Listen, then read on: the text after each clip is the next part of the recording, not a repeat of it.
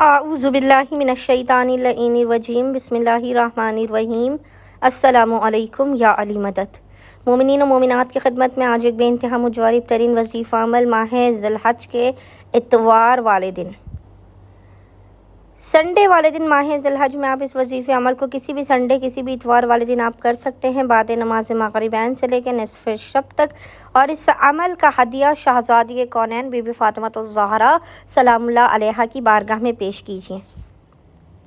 حق فاطمہ الزہرا سلام اللہ علیہا کا واسطہ دے کر آپ نے اس عمل کو کرنا ہے۔ جو مومنین و مومنات اس عمل کو کریں گے سارا سال خداوند متعال انہیں بانصیب رکھے گا، ان کی حاجات قبول و مقبول ہوتی رہیں گی، ان کی مشکلات دور رہیں گی، ان کا رزق کھل جائے گا ماں فاطمہ الزہرا سلام اللہ علیہا کے حق صدقے میں۔ جو مومنین و مومنات مالی پریشانیوں تنگ دستی کا شکار ہیں، جن کے کام بگڑے ہوئے ہیں، کام بن نہیں پاتے ہیں، حاجات قبول نہیں ہو پاتی ہیں، وہ اپنی زندگی میں سہولتوں کے لیے، راحتوں کے لیے حق فاطمہ الزہرا سلام اللہ علیہا کا واسطہ دے کر آج کیونکہ سنڈے والا دن ہے، اتوار والا دن ہے، آپ خصوصی طور پر اس عمل و وظیفے کو لازماً کیجیے۔ خداوند متعال آپ کے بخت مقدر کے ہر ستارے کو روشن بنا دے گا،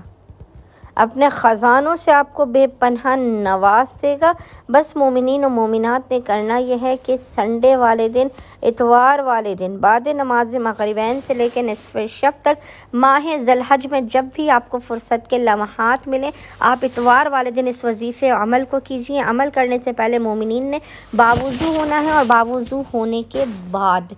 آپ نے سب سے پہلے 2 رکعت نماز حاجت پڑھ کے ماں فاطمہ الزہرا سلام اللہ علیہا کی بارگاہ میں پیش کرنی ہے۔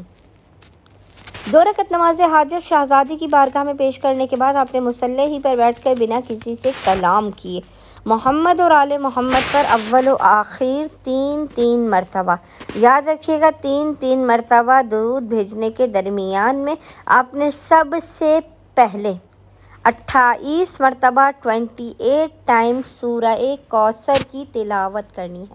28 مرتبہ سورہ کوثر کی تلاوت کرنی ہے، پھر آپ نے پیشانی کو سجدگاہ پر رکھ کر 135 ٹائمز کہنا ہے یا مولاتی یا فاطمہ اغثنی، یا مولاتی یا فاطمہ اغثنی، اور خداوند متعال کو حالت سجدہ ہی میں ماں فاطمہ الزہرا سلام اللہ علیہا حق